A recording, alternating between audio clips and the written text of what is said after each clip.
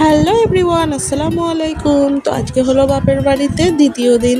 তো আজকের দিনটা হয়তো থাকবো, পরের দিন চলে যেতে পারি। আর সকালবেলায় চা খেয়ে নিচ্ছে এখানে। আর আমার মেয়ে আজকে কিন্তু আমাদের কাছে ঘুমায়নি, আজকে ওর নানির কাছে ঘুমিয়েছিল। আর ও উপরে এসে আবারও ঘুমিয়ে পড়েছে।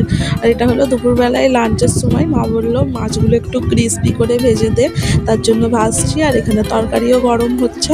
আর সেরকম কিছু কাজ তো করিনি, তাই কি আর ভিডিও শেয়ার করবো, যতটুকু পেরেছি করেছি।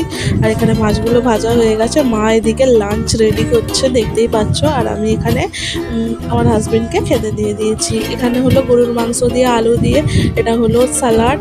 আর এখানে টিকিয়া, মানে গরুর মাংসের টিকিয়া মাছ, এটা হলো এক ধরনের একটা আলাদা রেসিপি করেছিল, ওটা পরে শেয়ার করবো তোমাদের সাথে। আর আমি এখানে সন্ধ্যেবেলায় ভাজছিলাম চিকেন পকোড়া। ব্যাচ ভাজা হয়ে গেলে দ্বিতীয় ব্যাচটা দেবো। ওকে বাই, পরের ভিডিওর জন্য অপেক্ষা করুন। বাই, সাবস্ক্রাইব করে দেবেন।